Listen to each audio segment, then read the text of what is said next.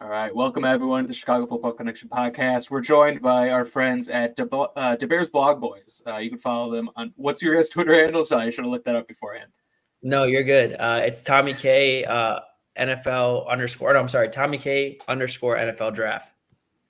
There you go. And then mine is just Snydes 00 SNYDS 00. And The then silencer. joined as always Snydes the silencer. by Luke O'Grady. I know his. You can follow him on Twitter at Luke O'Grady. Follow me on Twitter at CFC Bears. We're doing a joint podcast today, like we did last year because it was a lot of fun. We're talking Bears. Obviously, we're talking NFL draft. So we kind of got a rough outline. I imagine we're going to go on a lot of tangents, which is great. I love that. But kind of just we're a week away. So I just want to get, as we start, just get a feeling of how you guys are feeling. What's your excitement level? Are you nervous? You scared? What are we thinking?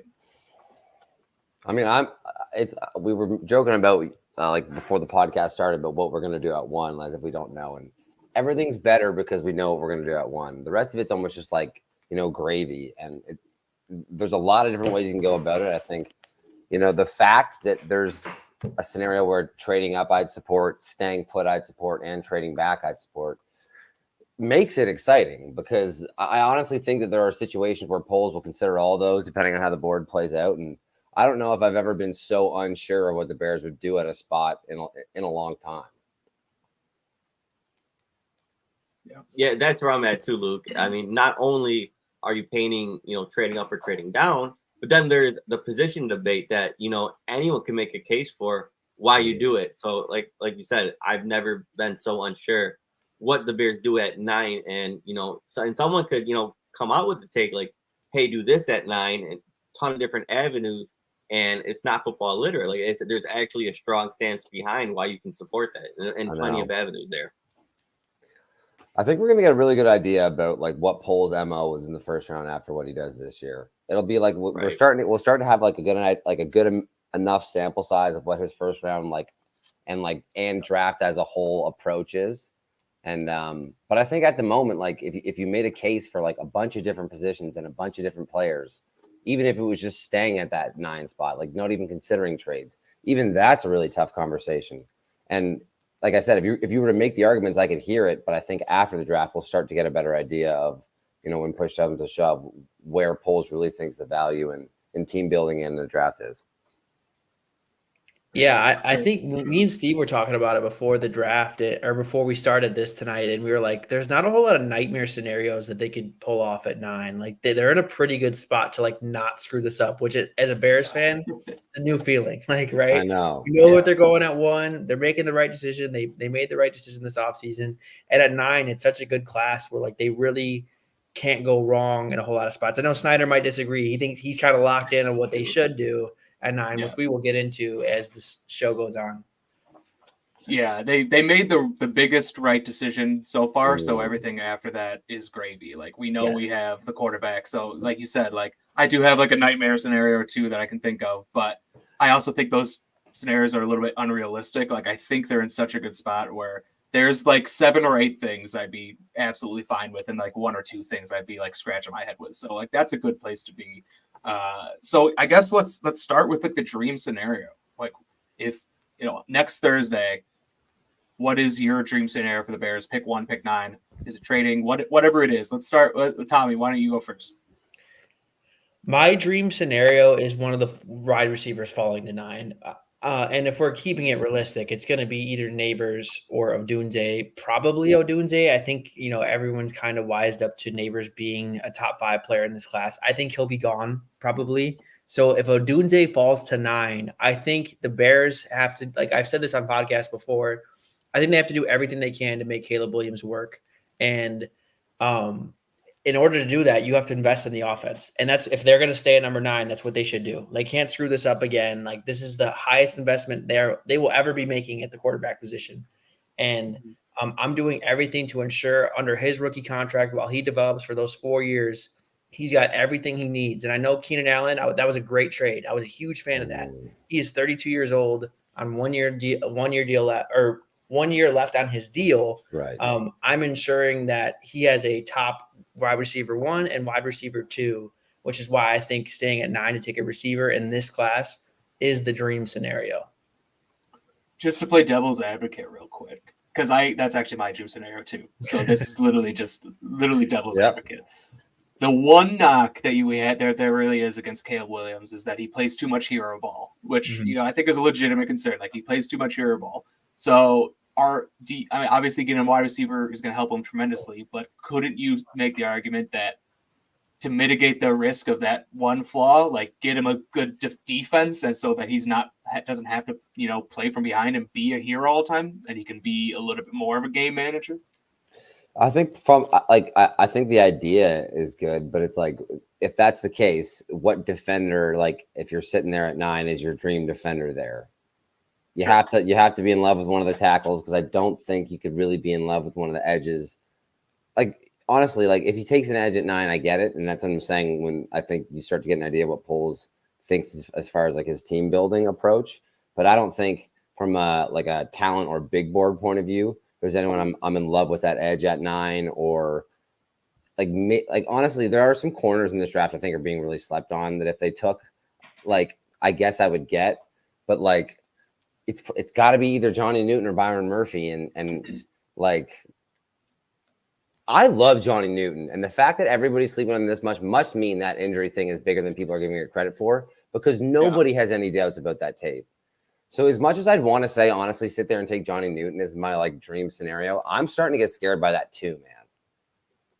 It reminds me of Jonathan Allen, the way he took that dip in his draft because of the injury, because like the tape and the film and the pedigree was awesome, but he ultimately did take a dip, and the swing was a massive reward for Washington at that time. So I could see a similar scenario there, but that kind of justifies it, where you can probably take him at 9 and be okay.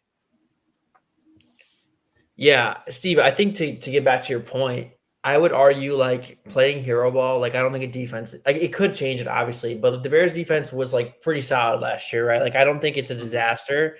And I think getting the overly amounts of hero balls he plays will be more of like a coaching thing, more of like what kind of offense the Bears are running, more so than like being in shootouts, because let's face it, he's not going to have Alex Grinch coordinating his NFL defense like he did at USC. But there is a case for them to target defense, because I think they are like a piece away from being a dominant unit. Yeah. And I see that argument. I just think that like the Bears have historically not given their quarterback enough, and you have the opportunity to not have that excuse this time around with your best investment you've made at the quarterback position thus far. I think that's kind of the route where I am thinking. And it could be an offensive tackle too. It doesn't have to be wide receiver. Yeah. No, I mean, I agree with you. I just think it's a good, that's the discussion point with going defense, is that you don't want to put Caleb Williams in a position where he has to put the team on his back. But also you can argue getting him 3 really good wide receivers helps him not have to put the team on his back. So there's definitely a lot of ways to do that. Snyder, what about you? What's your dream scenario for this draft? It goes with the trade up. I'm so convicted on wide receiver. Again, totally fine with staying at 9 and hoping one of Odunze or Neighbors are there. Like that is, dream scenario 1B. But top one is definitely trading up for Marv. That's going up to 3, going up to 4, and I'm not too worried about the cost. If it's a 25 round 1, that's fine. If it's both 25 round 2s, that's fine as well. If I come away with Caleb Williams and Marvin Harrison, I am just ecstatic about that. That's my dream scenario. Whatever happens after that is fine. I do think, pairing Caleb with that elite wide receiver trio makes up for the less than ideal, defensive line, edge 2, or, I think at that point you kind of can get away with average at left tackle. So I think it kind of picks up the slack. Yeah, it picks up the slack. I'm in, man. Where you're not. Get me one of Neighbors or Marvin Harrison. Get us one. And that's what I'm saying, right? You'll have the picks. You could point out and say, the defensive tackle group isn't ideal. The edge 2 isn't ideal. Braxton Jones is, kind of is what he is. But you give Caleb that pass catching trio. I mean, can it make up for those less than ideal situations there, to where you're putting up a ton of points and you don't need the defense to win your games and you're just up a lot? Like that's my dream. Like I want to put up 30, 40 points, and that's what I'm saying. Yeah. And then, that's why you have Eberflus, to be the defensive guy and kind of make more of the less than ideal guys on paper. I think that's the best way to team build, sustain success, to win divisions, and consistently put up, 30 points per game. Yeah, I think there's a couple things that are interesting about that. I think I was closed-minded to it until I started to see what people kind of predicted the price would be to get up into that range, and some of it being less than kind of what you said, maybe like a second and a fifth plus our first to get up.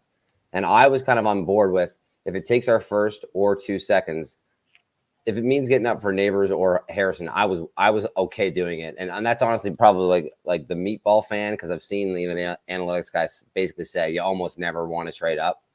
But I think, like you said, it gives you some freedom with what you want to do with Keenan Allen, maybe even some leverage, if you want to call it that. If they have a good season, the contract talks get a little easier. You can pair him to Caleb Williams, and it gives you some leverage in 3 years easily when a new contract has to come up for DJ Moore. And on top of that, it really isn't that much. Now, I don't know if you guys saw the Peter Schrager mock draft came out, and the way the board fell, Malik Neighbors was on the board with the Bears on the clock, and he had the Bears trading out of it. I was so heated, bro. He said the day before, it's kind of always been the case that he doesn't really take shots with this. And I think we've all kind of had these rumblings from like the Bears brass this year that they might not love the character that is Malik Neighbors, or have some concerns with like maybe his maturity or whatever it is. I wonder if that's an indication of what the Bears think about Malik Neighbors. Like if that trade up is going to happen, like it's kind of Marv or no one. Yeah, I think so. In order to trade down, you need a team that's willing to trade up with you. And if all the 4 quarterbacks are off the board when the Bears on the pick on the clock, who is going to want to trade up to the 9th pick? You're going to want to trade up to get one of the wide receivers. So it's almost like if they do want to trade down, they need one of the wide receivers to be there to tempt someone else to offer up the picks to trade up. Definitely. Is someone going to trade up for an offensive tackle? Maybe if Joe Alt's on the board, they might want to jump the Jets and them. Like it's possible that could happen. But if Alt's off the board and all 3 wide receivers are off the board, no one's trading up for Brock Bowers. No one's trading up for JC Latham. Like that's just not people are just going to stay where they are and draft where they are. So to that point, it's also I would hate it if they traded out of Malik Neighbors or Romo Dunze or something. But I think that's the best chance. I think it's possible too. It sucks, but yeah, I think it's very possible. That's my nightmare 4 scenario. quarterbacks, 3 receivers, and 1 other player off the board before the Bears pick. So 4 quarterbacks, 3 receivers, and Joe Alt, let's say. And then Joe Alt. You think 3 receivers are gonna go though? That's never happened. I don't, but I'm saying that is probably worst case scenario, that we're sitting there at 9 and we're like, oh, I hear you. Hey, does anyone want Brock Bowers? Or are we going to take Brock Bowers? But honestly, low key, I said this in the last podcast with Steve. If you're sitting there at 9 and the Bears go to the podium and take Fashanu, I'm fine with that. I actually love him. I actually love him, and everything I said about tying Neighbors or Marv to Caleb Williams for the rookie contracts, I honestly almost goes double for Fashanu. I think those 2 would be amazing. That's Caleb Williams, high school left tackle right there. Yeah, I know, and right. But in terms of going back to Snyder's dream scenario of trading up to 3, I think that's a little bit rich for me. I love Marvin Harrison Jr., but you're gonna have to give up a 1st-round pick to get up to 3. For sure. If there's still those quarterbacks on the board, they're gonna be getting offers like crazy. So I don't know if I would be willing to do that. I think the game plan for me, if I were Ryan Poles and I was I'm getting Harrison or I'm getting Neighbors, I'm getting one of those guys, is just wait for one of them to come off the board and then pull the trigger on the next one. So trade up to 6 maybe with the Giants and get Neighbors or maybe it's possible Neighbors goes before Harrison and you still can get Harrison. So, let's say there's a world where the first 4 picks are 4 quarterbacks. Oh, for sure. Is there if that happens and then Marv's there at 5, would you call the Chargers and say, "Hey, I'll give you 2 seconds next year in our 9"? Yeah, I think so. I would because at that point, once 4 QBs go, the QB tax is no longer in play. With trading up, to overpay to have to trade up. So I think that would be, I would do that. But then also, like I said, I think I might let someone else do that and then try to trade up with 6. I don't know. Obviously, they're going to have these conversations before the draft starts. to see if like those teams are even willing to move down. It does seem like the Chargers are willing to move down. I don't know if I've heard much about the Giants wanting to move down, but I think I worry. I've heard the steam is that the Giants are looking to see if they can get up to like 4 or into that range for McCarthy, which I mean, I guess everybody has that McCarthy steam right now. But it's really exciting, man. There's a lot of teams trying to move up into there that would make a lot of sense. That's the thing. I worry as much as I dream about trading up for Marv at 3. If you're the Patriots and you're willing to trade down, the Vikings will probably give you the better haul. You get 11, 23 next year's first, and possibly more. So there's nothing like that to the Bears. So I think I maybe need to settle down from 3. I don't think that might not be realistic, just given the haul that the Patriots can get. You almost need to know that the offer the Bears are going to make is going to make clear to those teams like, hey, this is an offer to trade up and get a receiver, and you're going to get an offer for a QB. Take it. If not, we're right here. And they'll probably make that offer down the line. Like if 4, Giants are coming up. Okay, cool. Now, hey, Chargers, we'll give you this. And if there's no quarterbacks left, and that might be the first place they go. But I've heard that like the Patriots are pretty open to moving that pick too. So they'll definitely get a richer offer than what the Bears will. For sure. Yeah, Elliot Wolf just said like he's open for business, but they're also very. I mean, this is like the most like GM speak ever. But he said they're open for business, but also very comfortable at picking from 3. Our guy Johnny, what's up, Johnny?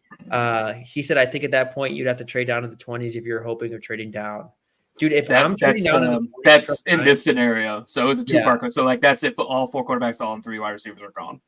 If I'm trading down from 20, I need a first round pick, like for the next year. Like there's no point to trade down that far, in my opinion. Like there's still a lot of good players on the board. I guess that's a nightmare scenario. Like if they traded down to the 20s and they got something less than a first round pick. Yeah, I would not do that. Can I transition into my nightmare scenario there? Yeah, for sure. Go for it. Okay, that's my issue, right? Let's say Ryan Poles, he's upset that, okay, I only have 4 draft picks, like let me go add some more capital.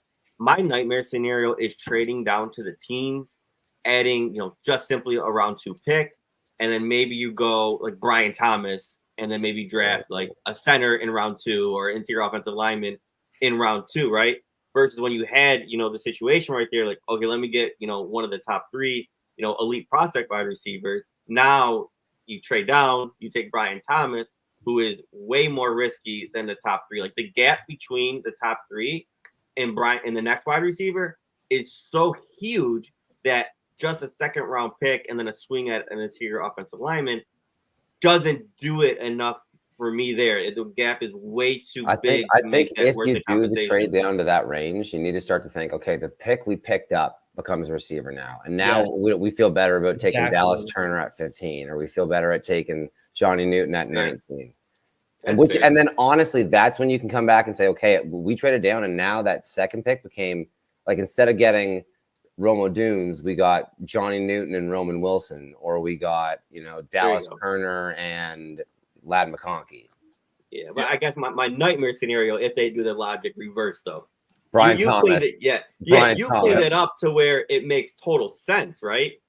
But for sure, no, dude, I would be right there with you. I think we're all kind of in agreement that like we get it. What Brian Thomas does good, he does good. But I think some of the stuff about the player he can be is really overblown. I don't see any of this after the catch stuff that I see people talking about. And like, I don't know if that ability to stop on a dime really does exist. Like, there's no comebacks or stuff like that on his tape either. Like, I really don't get it. Now, the way he plays deep balls is good, and it's special, and he can move. And he'll have a place in the NFL for a while doing that. But like, so did Mike Wallace. But like, is that really what you're reaching for at that place? Right. Yeah. I think the problem with wide receiver, just like Brian, like not even getting specific about the player, but like trading down and picking that 4th wide receiver, is the difference between wide receiver 4 and wide receiver 8 in this draft, or even like 10. Dude, I have splitting hairs. 4 to 10 is like the same. Let someone else make that decision for you. Yes. Right. Yeah. I worry, man. It keeps me up at night that they love Brian Thomas because they just went after Gabe Davis, who I think is like a poor man's version, like athletically. Brian Thomas like does the same things, and if they fell in love with that, they love trades. Like they don't. I feel like Ryan Poles has not been great at evaluating wide receivers that haven't been like obvious upgrades, like Keenan Allen, DJ Moore. Okay, like those guys were studs. You paid for them. But drafting wise, I worry like every night that they would do that. They trade back to get picks because Poles loves picks, and then think that they could just get just a grab guy who's Ryan way more Thomas. athletic than Romo Dunze, but is not nearly as good. It scares me. That's definitely a nightmare scenario for me, Snyder. Yeah. Just again, we're just gonna play devil's advocate because it's fun and I want to do it. I'm gonna sell you guys on Brian Thomas, even though I don't like Brian Thomas that much. I actually was just thinking the same thing. Good luck. Go ahead. I'll jump on too because I think there are some ways you could look at it where you're like, if you had to. And I'm not sure if this is gonna work. It might not.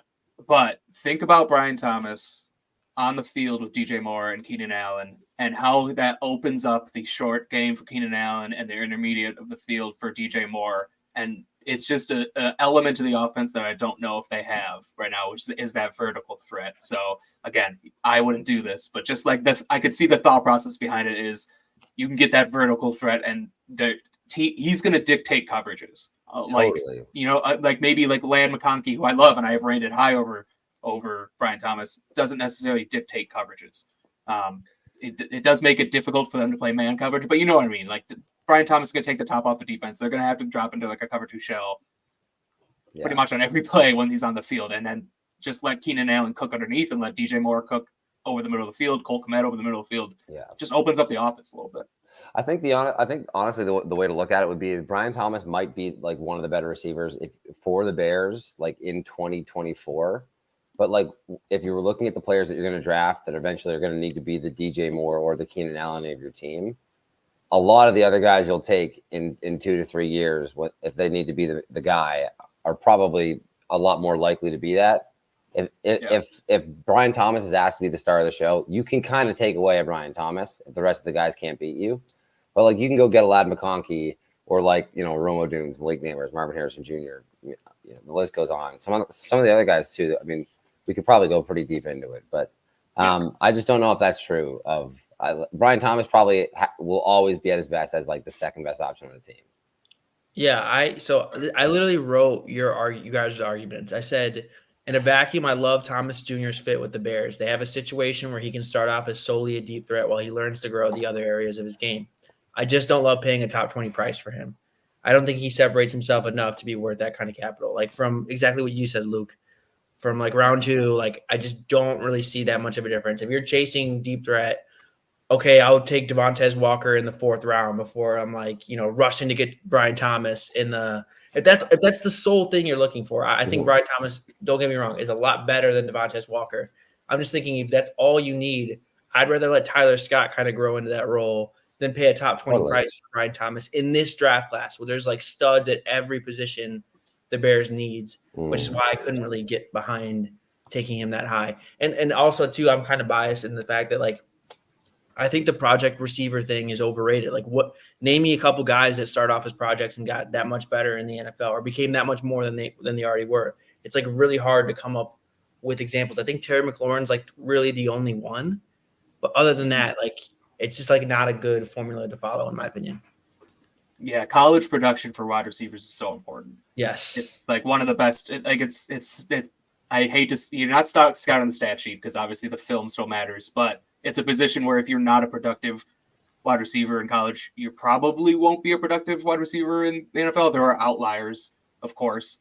Terry McLaurin's a good example. He wasn't a super productive wide receiver, but he's also more of like a wide receiver too. It's not like he's like a game-changing wide receiver. Like there are examples of guys who have done it, but like for the most part, I was looking at this the other day, like because I was on my Keon Coleman slander, and I was trying to find like I was looking up like all these the top like 15 wide receivers in NFL, like their college stats, and they're all ridiculous. They're all have multiple 1,000-yard seasons in college, and then they did the same thing in the pros.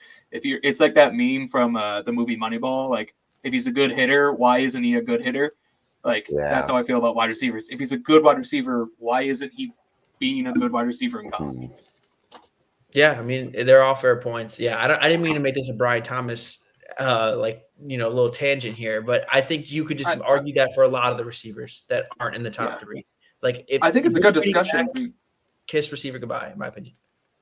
I think it's a good discussion because I think that's, even though it's a nightmare scenario, probably it seems for all of us, I think it's a very realistic outcome.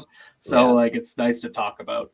I think all right, anyone else? yeah, I got a nightmare Go for it. scenario. Right. I think just staying at 9 and taking Jared Verse, which you probably see more often than you'd think, it would be my nightmare scenario. It would just feel like a missed opportunity. If Jared Verse ends up, a couple years down the road, getting a little bit of man NFL strength into him and ends up like a player like a Zadarius Smith or something like that, like a Melvin Ingram, like good players, maybe not even as high as Melvin Ingram's ceiling is. Good players, but kind of limited by their athleticism as a whole and straight like big power rushers. That would probably be the high end ceiling in my opinion for Jared Verse. And like I get, because we've said it, the Bears defense probably is one or two good pieces away from actually being elite, and Verse could probably be a good edge 2 for you year 1. But even at that point, like I would bet on traits and upside and do something like a freak like a Dallas Turner, or even like honestly, it's going to sound crazy, but if you're going to sit at 9 and take a defensive end, I'd almost prefer even like Chop Robinson over Jared Verse, to be honest. So that would be, as much as I think it's because we see it so much, that would probably be a nightmare. Bears sitting and just taking Jared Verse at 9. I agree with you, and it has more to do with like you said, a missed opportunity more so than the player itself. Because I like Jared Verse, like I think he could be a solid player. It's like but if you're at 9 and you're not, like let's say all the wide receivers are gone, Joe Walt's gone, like you could trade down and still get Jared Verse, and then I'm fine with it because you got extra picks. Like pick Jared Verse. Like if in that scenario, like Dallas Turner's still on the board. Like there has been most likely been no DNs taken yet. So like trade down and pick the DN that's still available, or D tackle, or the defender that's still available. So I agree with you. I would not love that scenario as well. Yeah, I think honestly, for the most part, my dream scenarios all include trades. I think if you're not trading up, I think it's a good way to look at it where you should trade down. Especially if you're only trading down 4 or 5 picks, you're probably going to be either trying to pawn off, the first edge or one of the receivers if they're still there. I'm fine with that, with the way the board plays out, with some of the positions that'll probably get pushed down the board because of the run on quarterbacks and receivers. Yeah, I'm with you, Luke. I think I made that argument for a while. Like, if you're taking a defensive player, I think there's 5 defensive linemen I think are all semi. Latu is a little different now because his injury situation, you just really don't know what you're getting there. It doesn't sound great for him. But if you're going to if you're sold on getting a defensive lineman, I think I'd be cool with any 4 of them. I think of the 4, Verse, I'd be most disappointed with if you just stuck at 9. But since you have so many options, if you stay within the top 20, I think you're getting one of them. Like, unless you're trading to 20 with the Steelers, maybe you don't. But other than that, like I think if they traded down to 20 and got like 2 second-round picks and took Verse, I'd be totally cool with that. I had a stat pulled up about Jared Verse, or not a stat. It was like comparing him to other edge rushers in terms of his athletic testing, because his film is pretty good. He knows what he's doing as a pass rusher. I think you get concerned about how good is he attacking tackles outside hip, like how bendy is he? The agility time is the thing. Yes, he's a little stiffer. So here's a couple of edge rushers that had similar, or they had a 7.313 cone, which is not a good time, or lower. That like I think is kind of what you're aiming for with a Jared Verse. Trey Flowers, John Franklin Myers, Bradley Chubb, Greg Rousseau, Demarcus Lawrence, Carl Granderson, Zadarius Smith, Olivia Vernon. I think Demarcus Lawrence is like the best version of the guys I just listed. And that's kind of what you're hoping he'd be. But like, again, it is an outlier at the end of the day. And it's a real scenario. I mean, talking about motor and being a hits guy and being a leader of men, that's all Jared Verse compared to the other one, And like Luke said, would it be a bad pick? I know it's not his preference, but as far as if that's your edge 2, like the guys that you listed, Tom, if that's your edge 2, you have a pretty good defensive line, right? Yeah. I think it's more so of value standpoint to where you're the edge guys, like you guys said, are so close to where you can trade down and get more assets as well. Because there's not one. It's not like the wide receiver, top 3 wide receiver, it's wide receiver 4. Like there's not a huge gap. Yeah, I mean, especially where we are in the draft too. It's so funny because it's the same pick that we had last year, basically. And I remember talking about this with Steve last year, that the trade back in that situation puts you into that spot in the draft like that, anywhere from like 15 to 20. put you in that spot in the draft where you're gonna reap the benefits of something silly happening. Yes. Of Will McDonald happening. Of Yes. Clellan Farrell happening. Yeah. Like just those, or like whoever decides to take the Brian Thomas, or whoever decides to take the risk on Jared Verse, or take the risk on a player that maybe the Bears had crossed off the board for injuries or character concerns, whatever it is. And you're not the guy taking Brock Bowers, whatever your opinion on, as a first round tight end. And I think that like 20 is like, there's always really, really good value there. Like that's how you sit back and get your Jordan Addisons or your JJ or your Justin Jeffersons, players like that. Yeah, that's a really good point. I think Lucas Van Ness. Yeah, let someone else take Lucas Van Ness.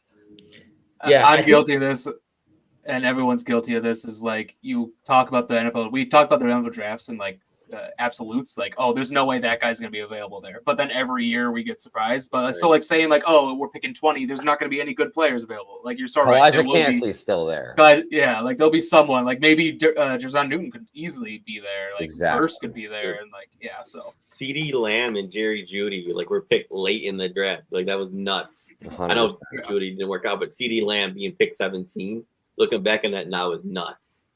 Yeah, exactly. I think there's so much like I really think that there's like this draft is like home runs and bunts. And I think that there's like there are so many, there's probably anywhere from like 10 to 20 players that I would be totally fine with at any point in the first round. That like you just like if you're smart, just work the phones all night. Get a feel for who's going, have an idea of like a handful of guys that you want if you're Ryan Poles, and just work your way back until you have to get your guy and then just take him. I think sitting put is only if there's a handful of those blue chip players left. And honestly, if you're going to play for like the blue chip player game, just give away a second round or two and move up. Yeah, that's kind of where I'm at. I think just to wrap up this scenario, Luke scenario, I would be cool with Jared Verse if they got him. Would I ideally want them to trade down? Yes, but of the defensive players, I think, like I said, he would be the most disappointing. And maybe this is because it's a hot take. I think Montez Sweat fits. I know he had a great season. I know the Bears defense kind of shifted with him, but I think in an ideal world, you want him as more so your edge too. Like I think he's more of the do-it-all type, not really like elite at one thing. Maybe he's an elite run defender, but as a pass rusher, not elite at necessarily one thing. And you kind of want that ace pass rusher to complement him. And I think right now, maybe I'm too confident in my evaluation. I'm pretty confident that Jared Verse is not that ace pass rusher. Like I think he's going to be more so the same as Montez Sweat versus someone that can elevate Montez Sweat, and that's kind of why I would be disappointed. Yeah, I totally agree. I think that's kind of why I was saying too that I would even be willing to take the risk on like a Chop Robinson, because if you're chasing like that right tail outcome, like Chop Robinson at least gives you that upside where it's like, yeah, this guy has the abilities. This guy could become that freak that he shows he could be. Same with Dallas Turner, as fast as he is and as long as he is, and you're like, okay, I get it. This guy can probably hold down the farm alone if we need him to, if everything works out. Jared Verse is like, he might be ready-made into, like you said, like those guys, but it's like, I don't know if he's got a very, very high ceiling to be that number one guy. For sure. Also, he'll turn 24 as a rookie, which is usually those guys are not going to be the best player in football when it's all said and done. So, Tom, do you have a nightmare scenario? Yeah, I think it'd be taking Talise Fuaga. And that's because I think many people still see Fuaga as a tackle. And I could see the Bears absolutely loving him. If you're talking about hits, like that's a guy who loves people in the ground, finish reps, like jump on top of you, like that. He's just kind of the style I think that they would like, just like a mean, rugged guy. And if they took him and eventually they moved him into guard, I mean, Steve, you comped him to Tevin Jenkins. Like he's a good fit. Don't get me wrong. I just think prioritizing him and trying him at tackle, I think could get diminished early returns. And then, like taking a guard, and if he's a really good guard, that's awesome. I just think taking that at number 9, when you're projecting him at guard, he's never even really played there.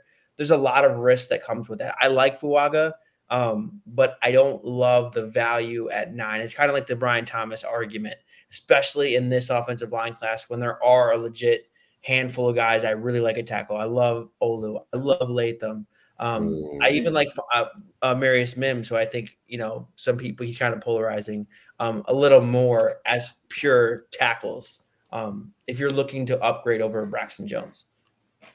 Yeah, I agree with you. That would also be my nightmare scenario.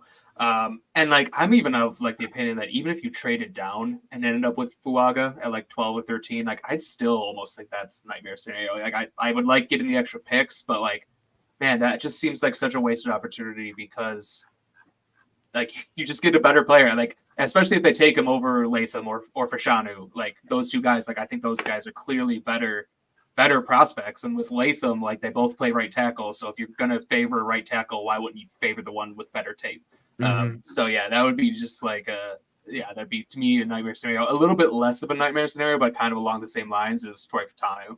I like Fatanu, and he can play left tackle, so like I would like it a little bit more because at least you get a premium position like the left tackle, and I think he has a better chance of sticking at tackle than Fuaga does. But it still wouldn't be like I would still much rather have Fashanu or a different position in all seriousness. But like he also could end up at guard. So yeah, that's another nightmare scenario for me. Yeah, I told Snyder like Fontano, or I don't even know how you pronounce it. It's like Fontano, or I always botch his last name. There's a bunch of real nightmare names. last names in this class. Yeah, there are. I was telling Snyder he's the guy like NFL teams fall for every year, and he's warranted. Like his traits are unbelievable. But yeah, I think he's got some ways to go. And like you said, like him not really having a home. Well, I'm sorry, Snyder. My bad. He's a Jim Harbaugh guy for sure. If trade down. One of these teams, yes, they're gonna like offensive line coaches. I know they're all pounding the table for this guy. Like his tools are unreal. Like we can make him into an all-pro. Those guys always sound good, and I'm not saying that that's not in the cards for him, but I'm just saying like there should be some reservations given. I think there are some like worrisome aspects of his tape. Yep.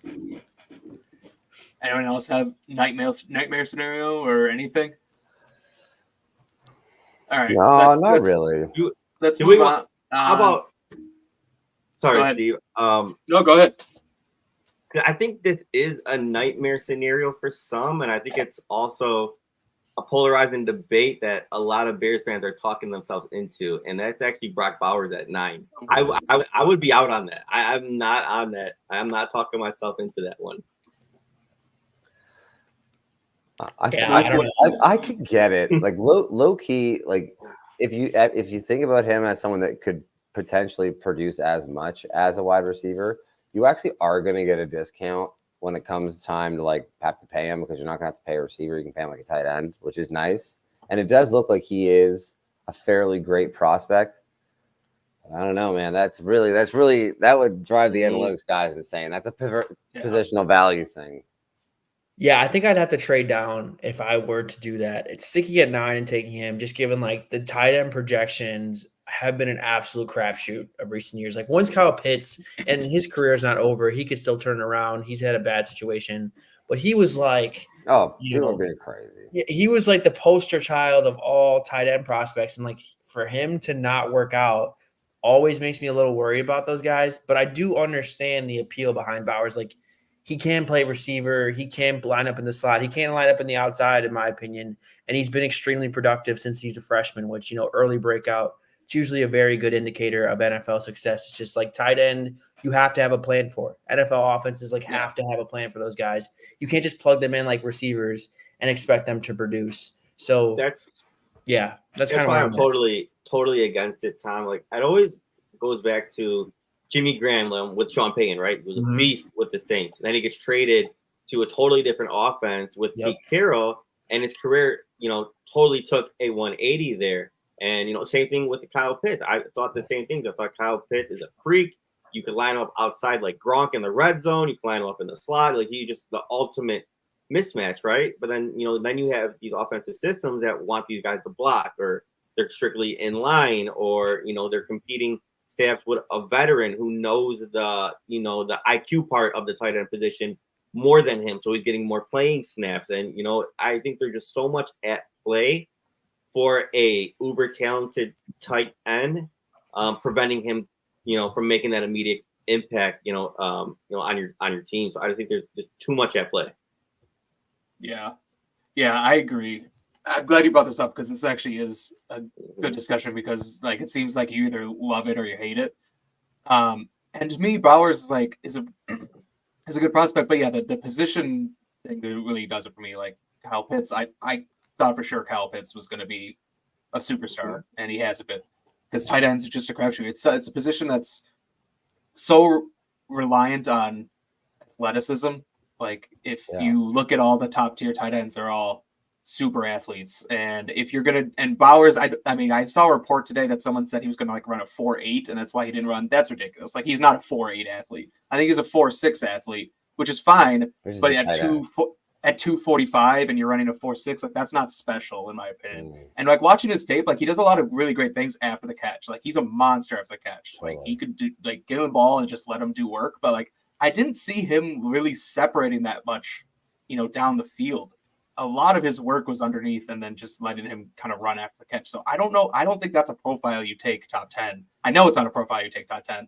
And if they traded back and got him, I would get it. I'd understand it. And I'd be fine with it. I'd talk myself into it pretty quickly. Definitely not a nightmare. I definitely wouldn't describe it as a nightmare scenario like we have like these other ones. But I wouldn't be thrilled about it. Yeah, I think it makes it tougher too since they got Keenan Allen. And I kept writing this in my wide receiver rankings. Like you shouldn't let a 32-year-old wide receiver dictate what you're going to do in the draft. But like there are some fit instances where like you're primarily going to be playing Keenan Allen in the slot. You primarily want Bowers in the slot. Like how is that going to work itself out? Are you just going to run, 2x2s the entire game? Like probably not. Right. You just got to think about all that stuff. And to that point, obviously to a lesser degree, they did sign Gerald Everett. Like you're definitely not letting Gerald Everett dictate your draft plans, but like they did give him $6 million. Like what are you going to do with him? He's unplayable if you have Brock Bowers. And then you have a bunch of guys. You have Brock Bowers and you have Keenan Allen who do their best work underneath. And then you just don't have. It doesn't open up the offense to me. Yeah. And tight ends also take a long time to develop too. We saw with Cole Kmet, like where how far he's come since his rookie year. He was really bad his rookie year. Most tight ends are bad their first 2 years. So like, are you taking that with Caleb Williams coming in and with like this new era of Bears football? Are you taking a guy who you probably won't be? If he does develop into a game changer, it might not be till year 2 or 3. Like that's tough sell in the top 10. I mean, honestly, and in Pole's defense too, at the very least, he's shown that he seems to, with his premium picks, have an understanding of where those need to go. And there is just no way that could be true, and then it gets spent on a tight end too, because it's to some extent almost the antithesis. I'm not sure that maybe running back, maybe center. There's not a whole lot of positions right now that are getting paid less than tight end. Yeah, that's what I was just about to say, Lucas. And I know we got to probably move on to a next topic, but the whole like the scuttlebutt and what people are saying about the Bears' financial situations is like they're tight on cash, whatever. If you're picking a tight end, like you're not really getting a bang for your buck in the top 9, right? Like I think they have one of the least amount of surpluses in terms of positions. Like if you take like let's say a receiver at 9, the fraction of what they're making versus the top guys, you're saving so much money. Whereas tight end, you're really not saving that much money at all. Yeah. No, go ahead. I was just gonna say there are a lot of people who will say, "Oh, super's value, that's stupid. Like, just get good players." But like, we know the Bears value that. That was one of the reasons that Ryan Poles said for moving on from Justin Fields and taking Caleb Williams was for the surplus value of the QB contract. So we know that's something that they will value, and it applies to tight end as well. Sorry, go ahead. Well, it really just does boil down to the contract value thing. Like, Poles seems to pay people in free agency at non-premium positions and draft people at premium positions. Yep. Because as much as it looks like he's paying his premiums for these players in free agency, which he is, it's like, look at all the best receivers in the league. You either drafted them or traded for them. You didn't sign them in free agency. So go pay some money for some running backs and some linebackers and some safeties, and then spend a lot of premium picks and hit every once in a while on those premium positions so you can get those $35, $40 million players on the cheap for just a couple of years and take your shots. For sure. Yeah, I mean, they said that they're breaking their scouts into teams of wide receiver, offensive tackle, pass rusher, like premium positions. Like they're going to draft a premium position at 9 or whatever. All right, do we want to talk a little about trade scenarios? We talked a little bit about it with Snyder's like dream scenario, but like trade scenarios, if we're talking trading up, like Snyder, you mentioned the Patriots. I think that's a little too high, but it's certainly a possibility. But like anyone else, like we're kind of targeting if we are going to trade up for a wide receiver. Do we want to try and like run out what a top 10 mock draft would look like? Do we want to do that? Yeah. I think that would probably find us our opportunities too, because it's, the first 4 or 5, first 3 picks at least, if we probably can get an agreement of what we think should happen. The more I talked about it with you guys, it sounds like the Bears trading up to 3 just doesn't make sense, because if the Patriots are willing to move on from that, they're getting a way bigger haul from other teams calling. With that being the Vikings in particular, it wouldn't even be close. I think that idea that I had, it kind of got shut down with some. But 4 and 5 starts becoming real. Snyder, we did this, I feel like, exercise on when we did our mock draft for all 32 teams. It was like, well, the Giants just tried to trade up, and I was the Cardinals, or not the Giants, I'm sorry. The Vikings just tried to trade up, and I was the Cardinals, and I was like, no, I'm taking Neighbors. And then Snyder wanted to trade up as the Bears with the Chargers, but I was like, well, if the Vikings just try to trade up, like, they're going to pay way more than the Bears. So, like, I feel like all 4 quarterbacks would have to be gone in order for that to be a realistic possibility. And it might be the case, too. I think we agree Caleb Williams won also, just so we're all clear. Yeah, I already blocked that one in. Another thing to keep in mind, though, with the trade down, like, if it is the Patriots might value that 9 position. Like, they might be like, we want to target like an offensive lineman with the trade back, and we want to stay in front of the Jets because we think the Jets are going to draft an offensive lineman. Like, there's something to that. I think that would actually apply maybe more to the Chargers. Like, the Chargers might get a big offer from the Vikings to move up, and they want to target an offensive lineman because we know the Chargers need offensive linemen, but they might want to stay in front of the Jets. So they take like a little bit lesser, trade value, but get a better pick and a better position. So that's something to keep in mind too. I don't believe in the Hugabaloo. I think Drake May goes too. You think Drake May? I think so too. I've actually placed that bet. Perfect. So Drake May too. So then we think that there are some options here. I really do believe the Patriots would be willing to trade out if the right offer was there. But I think they would I'd also be fine if we wanted to sit here and lock in Jaden Daniels. If we wanted to do the trade out, who do we think would be the first team trying to come up here? I think the Vikings would be on banging the lines right now. And would that be for McCarthy? I think so. I haven't heard the Vikings connected to Jaden Daniels a lot. I have heard that the Patriots love Jaden Daniels, and if Jaden Daniels on the board, they'll pick him. But just for the sake of argument, to trade, I think the Giants would be the other team that it's like Giants and Vikings, and there was that report today that like the Broncos were willing to mortgage their future, but that seems like a lot. Seriously, man, if you look at the teams like the quarterbacks that the Broncos have under contract right now, there's just no way the Broncos are getting a QB. Yeah. So honestly, what do we think here? We might be having too many variables for us to like really think about all the things that the Patriots could do at 3, and the people coming in with last minute orders. We might just want to just give them Jaden Daniels and move on. Yeah, I think that's the smart. Just give them Jaden Daniels. Okay, so they're going to stay and pick Jaden Daniels. Now, the Cardinals are interested. Now this is it. Now this is basically, hey, who do we want to be number 4 coming up for McCarthy? Is it going to be the Vikings coming up? Is it the Giants coming up? Is it the Broncos coming up? I think they stay and take Marv, honestly. Yeah, the argument is, given their wide receivers on their roster, I don't think you could trade too far down and not get any of the big 3. So so I'm glad you brought that up. Remember what the Cardinals did last year is they traded down huge and then traded back up slightly. So I could see them trading with the Vikings, getting those like 2 first-round picks, and then trading up with the Titans or the Falcons to jump the Bears and get over. The Cardinals could also trade down with the Giants for JJ McCarthy and then just ensure themselves Marv or Malik Neighbors. Could do that too. Yeah. What do we think? I think that's the more likely scenario. That seems like, honestly, the Cardinals, Monty Ossenfort honestly does look like he's a bit of a dealer, and that seems like the play. You're going to get yourself a stud receiver, and you're probably going to pick up some capital. We don't really care about what the some stuff. It's the principle. It's the principle. So Giants, that trade would be very different, but we'll just for the sake of argument. So the Giants trade up and they get their quarterback JJ McCarthy. So now the Chargers. The Vikings are devastated. The Vikings are heartbroken. The Vikings are staring Michael Penix right in the face right now. Of course, he's like, "Don't worry, like we're going to be okay." Kellen Mond's agent. Yeah. So this is when, if I'm Ryan Poles, I'm calling the Chargers right now and be like, okay, what's it going to take? If they say it's too much, then I'm calling the Cardinals and be like, okay, what's it going to take? Wait. Oh, do we? Yeah, let's talk about this. So, what's the most you pay if you're the Bears and you're trying to get up to 5? What's the absolute most you pay? It depends what they're asking for. If they ask me for my first next year, I would probably be fine with it. If they ask me for both seconds, I'd probably be fine with it too. That's dumb. It's saying the Bears aren't interested in the pick. But I would say 9 in Panthers round 2. And if I had to toss in a 3 or a 4, just to that's what I would do. I would, Luke. I'm with you though. Like if it took one future first, that's I think I'd do it. I think I'd do 2 seconds. We'll still have fun. You next think year thinking about our drafting? He'll do it.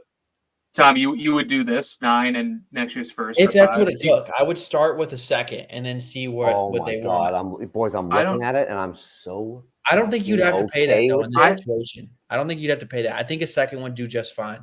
You think? I think the Carolina second has a lot of value because everyone realizes that's going to be the 33rd pick. So right. It's going to be tough. I would do everything. I would do everything in my power to get them to take our second and like keep that Carolina. But like I'd also give up the Carolina for means we get. But I still don't know if this is going to happen though.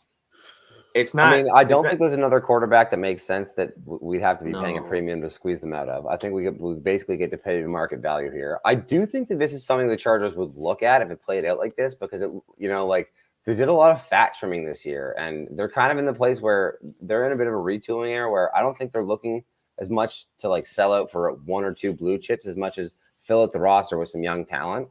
And I think you could get them to trade back and pick up some picks over the next few years. And if it takes Joe just 2 seconds plus whatever pick we were going to use anyway to lock in Marvin Harrison Jr. with Caleb Williams for the next 5 years, it's just like, oh my goodness. And then look where the Cardinals are at, right? They're sitting pretty. Like I just traded back, got a ton of capital, and I'm still getting Marv or Malik Neighbors there. Like, they're sitting pretty right there. I think we are in agreement that if we did move up to 5, we would be doing Marvin Harrison Jr., not Malik Neighbors, right? I could hear the argument, but I wish there was more smoke between the Bears and Malik Neighbors. I mean, it is funny to say Marvin Harrison only met with 2 teams in the draft process. Yo, so I'm looking at Brad and Jason Fitzgerald's chart right now. Yeah, perfect. To see how much that would cost. So I don't even think you'd have to give up a second. I don't know how it works when it's future picks. I think it goes down by like half. Like that's the which is crazy because I don't think there's a time value for picks. Yeah, there shouldn't be, but there is. But yeah, so like a second round pick would be valued at like pick like 54 or something like that. Something like that. Yeah. So it would not cost them that much. I think it would cost them around. So yeah, let's see. Yeah, because it's only from 9 to 5, it's only like a 400 point difference. Which like is like it's not what? that much. So I think it would at the very most it would cost you a second round pick. Oh fuck! I don't think they would do it for anything less than a second because there isn't a quarterback on the board, but there's still Marvin Harrison on the board. Like this pick has like this is essentially the first overall pick, like in the draft. Think about it, non-quarterback. Think about it like this: if you're the Bills right now, wouldn't you offer 2 round 1 picks to go up to 5 right now? Yeah, but then you're the Cardinals. You're going all the way back to fucking 28, bud. See you later. I think it would cost even more. Catch on the flip. I'm looking at the chart right now. Let's see how much. What would it be? What would it be for 6? For 6, so from 6, it's 2. So from 9, so 9 on this chart is worth 1,887 points, and then 6 is 2,092. So again, it's not that big of a difference. I think it only costs you like a day 2 6 makes sense though, because in my mind, if the Cardinals are doing that trade, it's because they're picking up some capital and then they're picking whenever receiver doesn't go. I don't think you'd get them to trade back with you again. I think it's going to, like in this situation, we kind of have to be going through the Chargers. For sure. Yeah. Yeah. We're talking in circles, I feel like here. Yeah, no. It's also possible. Jim, I'm getting Jim on the phone going, take whatever you want, dude. Are you actually seriously looking at a chart and telling me all you need is a second? This conversation's over. Have it.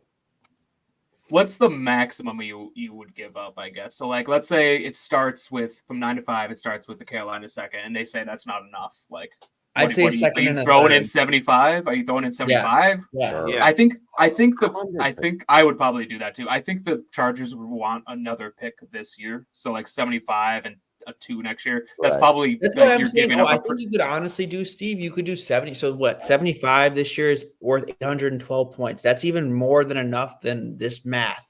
And like we're using this kind of abstract chart, which I think a lot of teams have a similar chart, but especially the Chargers, who just hired a GM from the Ravens, who are like very analytically inclined. Like I think it's somewhere in the same ballpark. So I think if they really wanted you to pay like a premium for getting the first non-quarterback in the draft, you can give up 2 third-round picks and make that move up. Like they would take You it. think So, we could go like- 75 like and then that? our second next year? Yeah, perfect. Yeah, our There's third, no, I think. but would there's get away no with it. way there's not a team in the team that wouldn't offer more than that. There's no way. Yeah, but you're giving up the fact that they're getting 9 too. They are Yeah, getting that's 9. the thing, Snyder. Yeah. If that's what comes Yeah. up.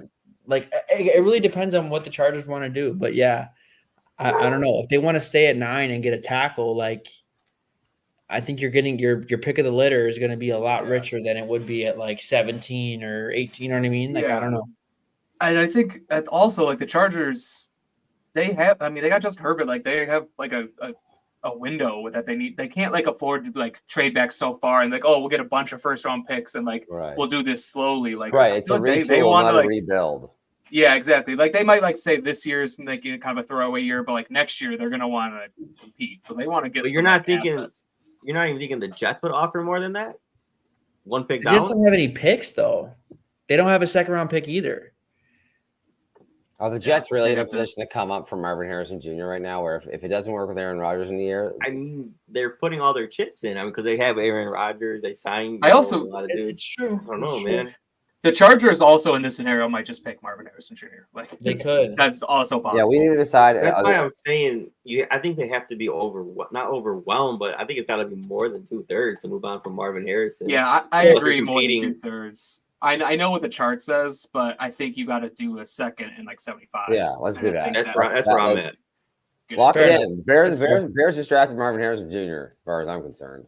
So Although yeah, if someone so wanted to then get we crazy and tell me to draft Malik Neighbors there, I could be interested. Okay. So let's just say, for argument's sake, that the Chargers took Marvin Harrison Jr. and then the Cardinals pick Malik Neighbors, where Titans pick Joe Alt, Oh, for sure, for sure. I think so. and yeah. then I Falcons. Do think they go Falcons- Odunze? I think Falcons would probably get on the horn. No, I think they take either Quinyon or Dallas Turner. Interesting. Here's another scenario. I think what might happen if the Bears are sitting at 9, I think they might trade up to 8 and pick Odunze. Yeah. Like I think that's a very realistic No, possibility. for sure. You don't have to give up that much. You give up.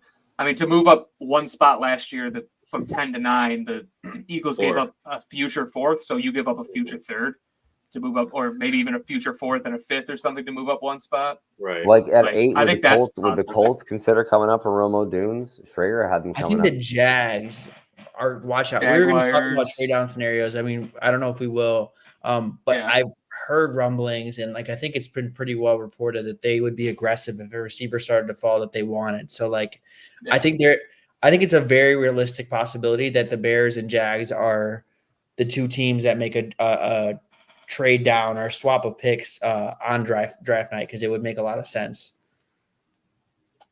Yeah. Okay. Yeah. I think. But anyway, there's a lot of yeah, different options. yeah. I think here it's been said a lot. I don't think it would be crazy just to give them Dallas Turner. Oops, They yeah. drafted Dallas Yeah, Turner. in so, a lot I of mean, people's mocks. So in this scenario, the Bears gave up those picks to get Marvin Harrison instead of just sitting where they are and getting Romo Odunze. That's fine by me. I Marvin Harrison's better, and I'd be fine with it. But like, is that I've kind of always two put picks? O'Dunes. Yeah. Honestly, the fact that O'Dunes is climbing up the board where he's going off the board before Neighbors and Harrison is crazy to me. Like he's closer to the next tier guys than he is to those two, in my opinion. I agree. I think Harrison and Neighbors are in their league of their own. I think it's like Yes. Harrison, Neighbors, Gap, Odunze, Gap, and then Yeah. the rest. Yes. Like, I'm gonna be honest with you guys. I don't think the Bears are going to trade up. I can't see it. Like I don't think they're going to trade up for a wide receiver. Like it's not. If they didn't have Keenan Allen, I could see them acting a lot more out of desperation. But like this just does not scream Ryan Poles to me. Like he just doesn't really make moves like this. And I would be maybe this is going to be clipped and quoted, and I'm going to look like an idiot down the road. But I just cannot really see that being a possible scenario. What? Like I think that they're going to all stay right, at well, back. I agree with you. Let's just run a quick mock, no trades. maybe we'll trade down from 9, but like no trading up. Let's just see what happens. Yeah. How does that sound? And then we'll end on that because we're about an hour right now. We'll just do this for 5-10 minutes. For and then sure. we'll be done. So okay, number 1, who you guys think? Caleb, we're good there. No, I you think gotta so. go. You gotta go, Jaden. All right. So in this scenario, Joe Alt's on the board. Do you think that's a real? I mean, do you think the Bears just take Joe You should Alt? run it back because I don't think he's gonna be on the board. I don't think he's Marvin. That's not the That's point of simulations. It's actually not the craziest. Board. Okay. I mean, Dude, look at how I don't think it's going to be likely either. But look how the board came out. Like Drake May, 2 quarterbacks, Neighbors, Odunze, Harrison in some order, Jaden Daniels, and then Dallas Turner. Like I don't think that's an outrageous. An offensive line scenario. hasn't come off the board yet, It's and not. honestly, I would take I'd Joe be Alt. surprised. yeah, If this is the 100%. situation, I'm taking Sit Joe Alt. there, take Joe Alt. You betcha. Yeah. I endorse that. Yeah. You can't Yeah, not how take the Joe Alt. simulation runs. The only reason everybody's able in the Bears fandom is able to entertain the ideas of what we should do at receiver is because the whole roster is actually rounded out in such a nice place where we can entertain taking like a luxury pick, like another receiver. We have a very strong receiver group right now. We don't need to take one. If you wanted to sit there and take any other position, that's fine too. And despite the fact that I think, all of us, I don't think any of us think that Braxton Jones is going to sink the ship. Joe Alt is an incredible prospect and something that like the prospect of lining that up with Caleb Williams' rookie contract goes right back to that. You can never say the Bears didn't give him enough.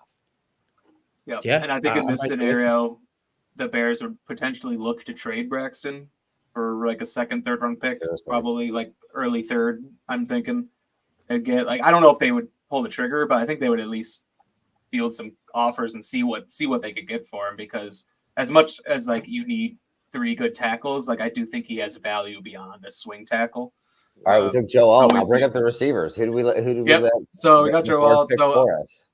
Dude, Christian Haynes is really tempting to just go crazy. I know. I saw that. I was like, I wish we would have went in a different direction in the first. I mean, like they could go tackle and guard, but that'd be Christian Haynes is so good. All right, wide receiver. I mean, you guys know my answer. What do you guys think? Yeah, he would be my top-rated receiver here for sure. I think the only thing I worry about, Steve, with the pairing with the Bears is that there would be some lack of juice on the field. Like I think you do get a little slower with him and Keenan Allen, but like DJ Moore is definitely a vertical threat. He can be a vertical threat. I think you would kind of have to rotate Tyler Scott in a little bit just to kind of keep defenses honest every now and then. But I mean, he's my top receiver here. I have no problem. I have a second round grade on Javon Baker. So if they got him at 75, I'd be ecstatic. Well, what cornerbacks are left? I think this is a bit of a sneaky deep cornerback class. There's a couple of positions that I think we'd be surprised who's there when we get to 75. Obviously not a cornerback, actually. Most of them are gone. Yeah, doesn't look like there's any really good value here, but Steve, I got a guy at defensive tackle that I'm, according to PFF that he's on the board that I love this player. I wouldn't hate this either. So Michael Hall, I love Michael Hall too. But the only thing is, like, I would hate not coming out of this draft with a wide receiver. I mean, I guess we'd take one at 122, but I almost don't even count that pick as like a pick. I think the first 3 picks or 975, you have a chance to get like an impact player. And Michael Hall is a great player and an impact player, but then you're just punting a wide receiver, which I don't like in this draft. I would say if you're entertaining Michael Hall, can you trade down 10 spots in this and pick up? I'd rather stick and pick and take Javon Baker. Yeah, I do like Baker's tape as well. So I do hear what you're saying though, Tommy, about I mean he did have like made plays downfield, but I don't know if he's gonna be able to do that consistently in the NFL. Like if they wanted that guy, it'd probably be Devontae Walker, but man, he's just such a lower. I know. I hate it too. Like he's such a lower rated player, even if he might be a better vertical threat. Like I wouldn't take it. I do like Jalen McMillan too, but he's also kind of a guy who's more of like an underneath slot guy. So I think I'd go Baker. Yeah, it's tough, Terps. This edge class is really top heavy. There's about 4 or 5 guys, and after that, you really start getting projecty. Yeah, I guess we probably should at least look at edge and see who's available. Yeah. Have you watched Jalix Booker? Like Booker, has anyone here watched Jalix Hunt? Do they like him? I've heard of good things. I haven't watched Jalix Hunt. I watched only broadcast.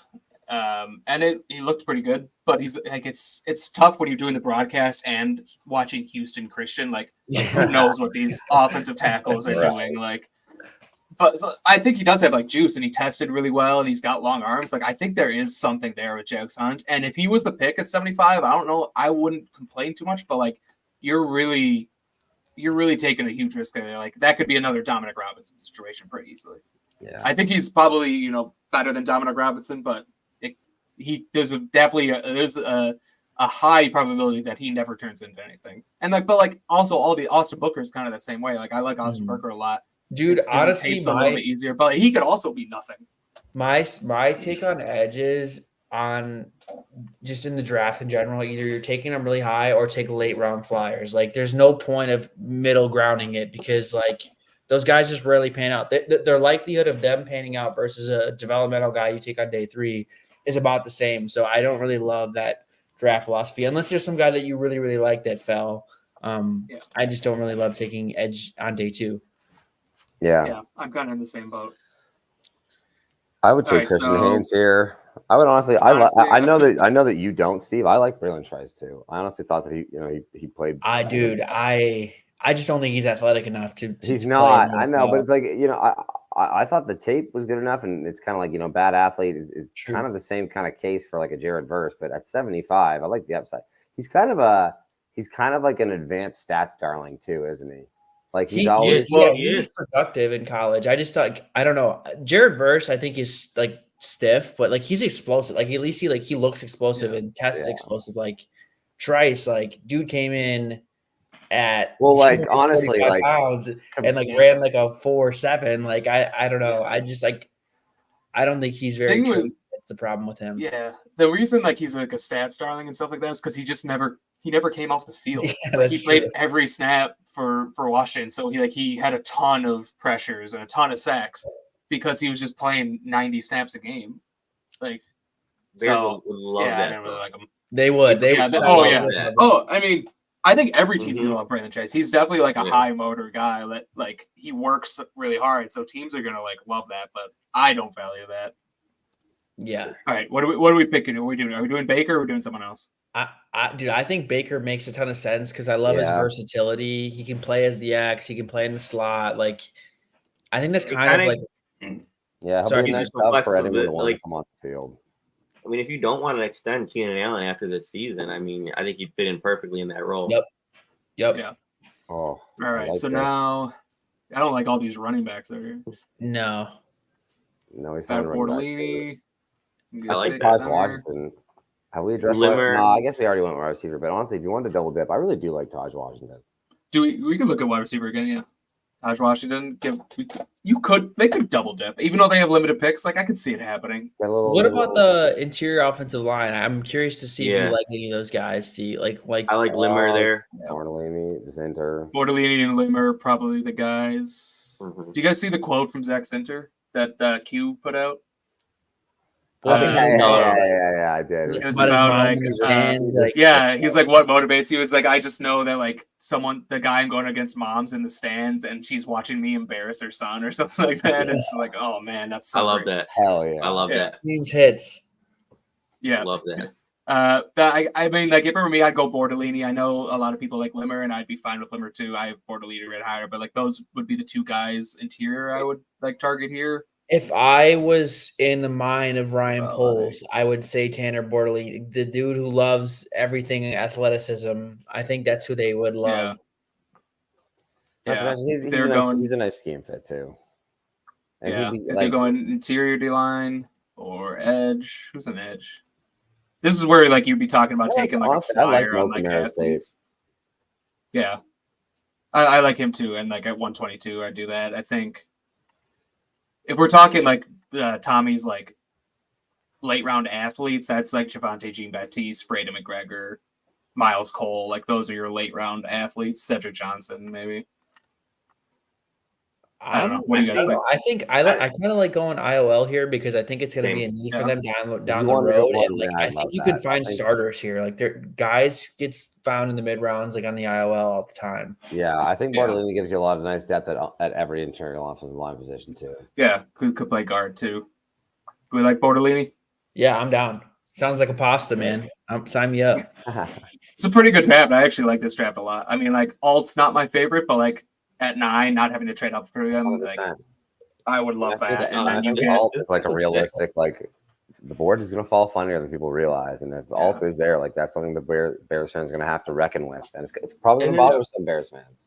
Think about it like this: like you don't have to pay a Braxton Jones like a crazy, like a DJ Humphries. No, go turn him the left tackle's name. Yeah, exactly. You could turn him into capital. You don't have to pay Braxton Jones a bag. You have Darnell Wright and Joe Alt and your quarterback on rookie deals. Oh man, actually, when I said turn him into a 3rd-round pick, I was talking about the comp formula, but it's also like the opportunity cost of like saying, hey, we have the rookie now. That money's going to become, a 1-year deal on someone. Well, like when you see average offensive tackles get paid a bag, like what was it? Cam Robinson, DJ Humphries, Donovan Smith, like all those dudes get paid a bag, and I would group Braxton Jones in that category as well. I love that draft. What a cool and clean 4 picks. Yeah, I love it. I actually like this a lot with no trades and like you just get 4 guys. Just and people will argue like, oh, where's the defense? Like you didn't address it at all.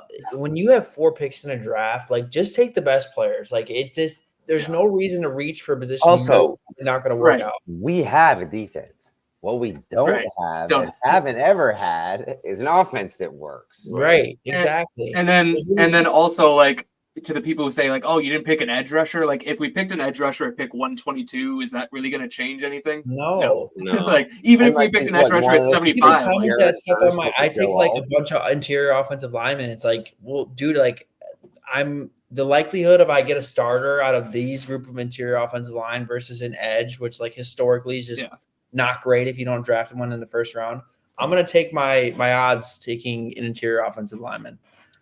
Yeah, and I think it's also like worth noting, like saying like, oh, a guy at 122, like that's probably not going to do much. Like it's the 75th pick of the draft. Like if you look at the hit rate on pick 75 and below, like it's so low. Like odds are this guy you draft in the 3rd round at pick 75 is going to suck. Like sure. Like you got to hit 1 and you got to hit 9, and everything else is just like try and just get lucky a little bit. Yeah, Bears fans got spoiled by Ryan Pace turning every 4th and 5th rounder into a fucking really good player.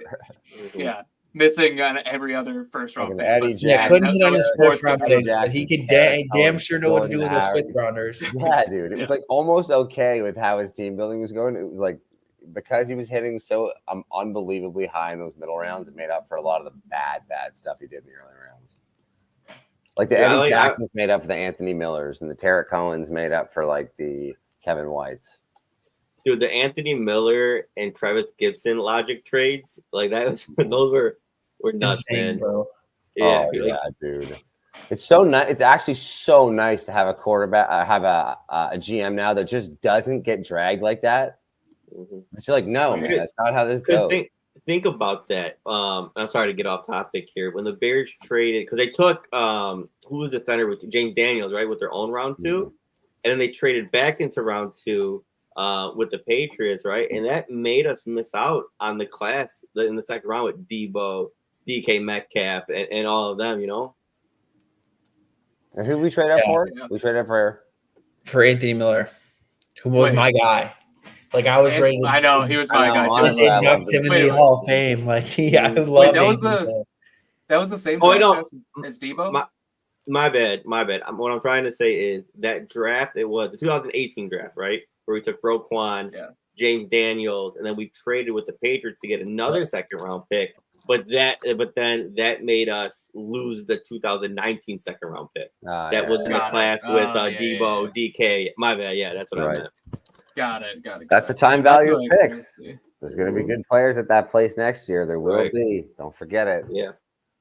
Just trying. I just pulled up the 2018 info draft. I want to just see who we missed on. We could have had DJ Chark. We just stayed where we were. We didn't really miss on much. Oh, Fred Warner. Would have been good to get him.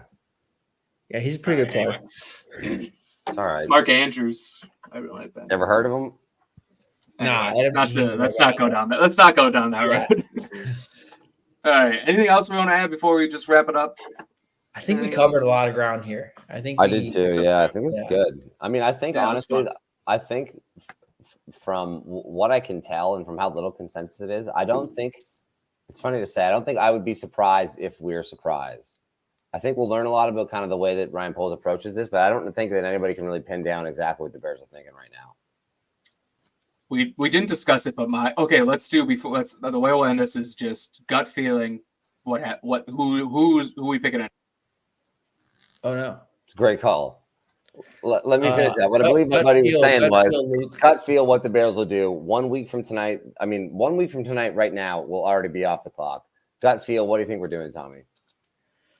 I think they're going to draft Byron Murphy in a trade down. Is what I think they're going to do. I think Byron Murphy just screams Eberflus 3-tech to me, and or stick at 9. I think they're just going to end up with Byron Murphy. Is what I would guess. There seems to be some tea leaves going that way. How about you? What do you think, Snides?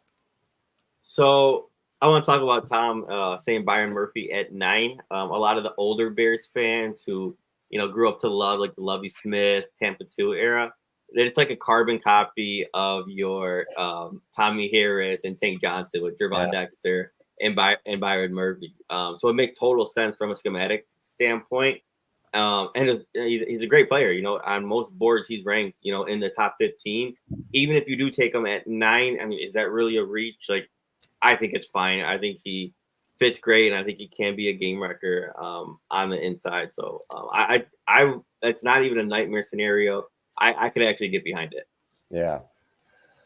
I think as much as it's fun to talk about it, and as much as I would love if the Bears found a way to do a handful of trade downs, it seems to me that they'll probably sit tight and let the board fall to them. Like you said, I think there's probably an itch to add some sort of blue chip player, and you don't exactly do that the more you trade down. And just it's been Romo Dunes the whole time. I just feel like that's the way the board's going to play out. Bears stay at 9. Romo Dunes is there. He's kind of that perfect. If you need him to be the DJ Moore replacement, he can be. And in the meantime, he can be the Keenan Allen replacement. Yeah. I think both honestly all right, comps for him. Yeah. But you also got to consider, we're ran by 2 former offensive linemen with Ryan Poles and Ian Cunningham. Totally.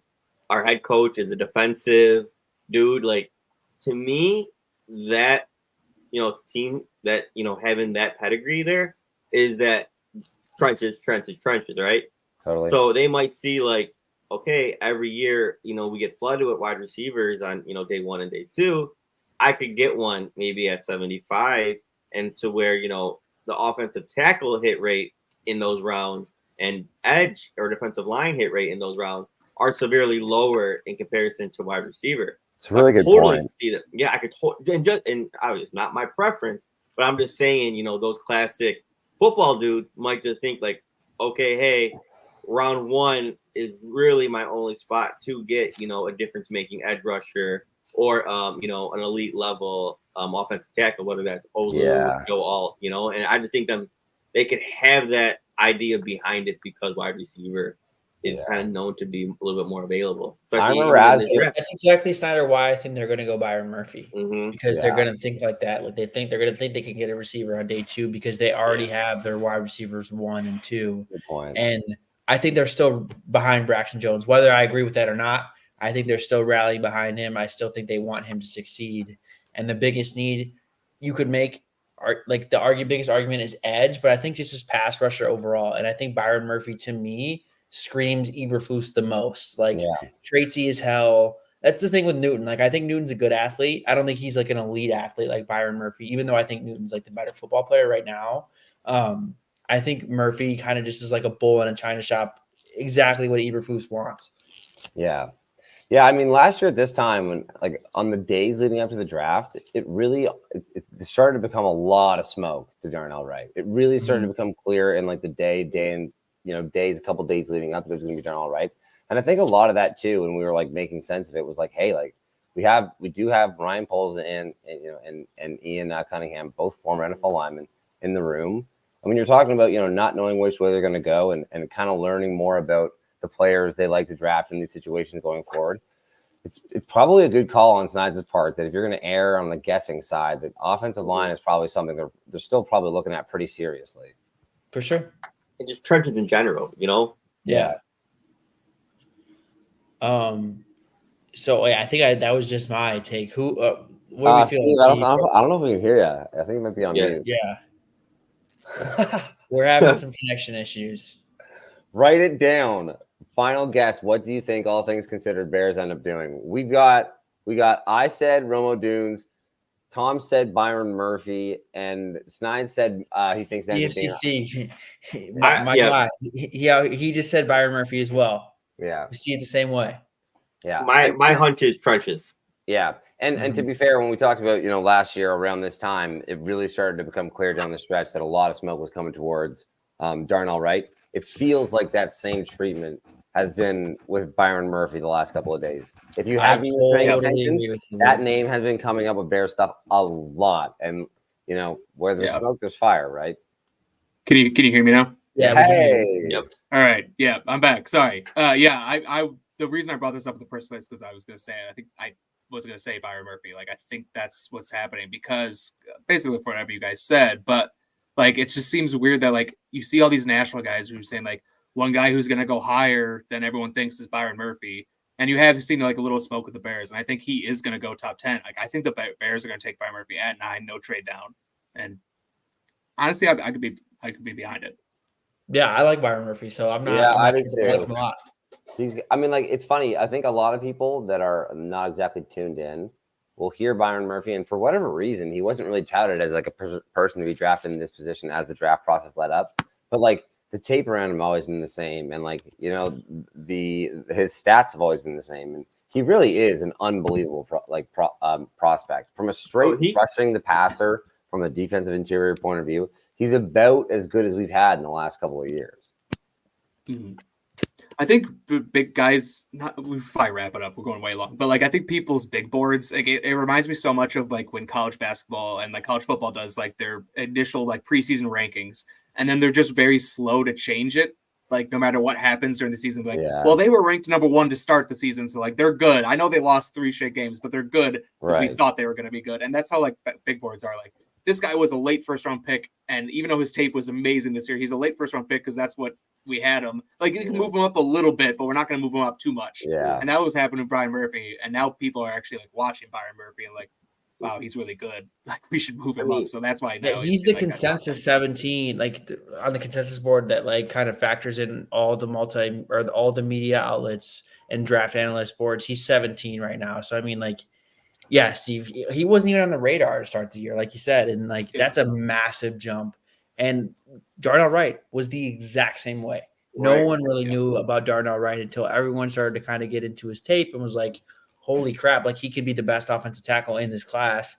I think Byron Murphy's had a very similar ascension, and the Bears will definitely value that.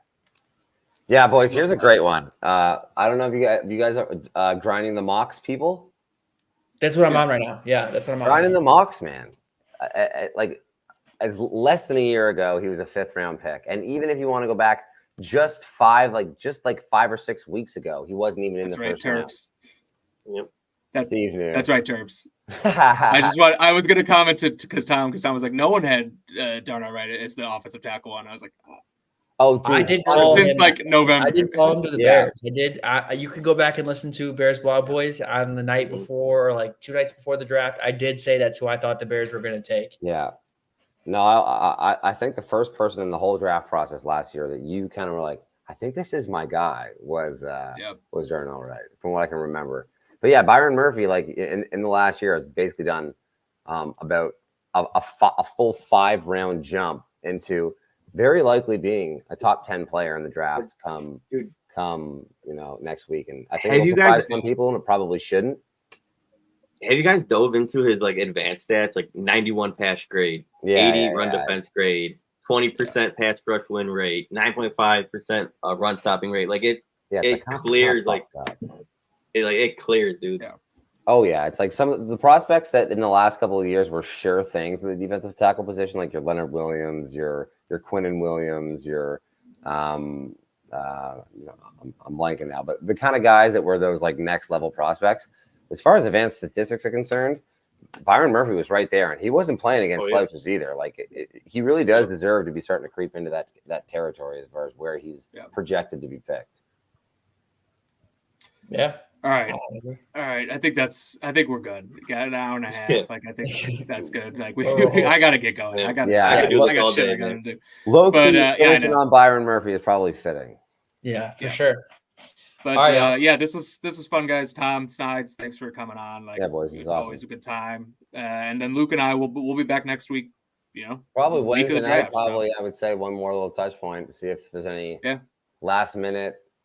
I guess we probably shouldn't, but it'd be interesting to see. Do you guys think any trades are going to happen before the night of the draft, or at this point is it the calm before the storm?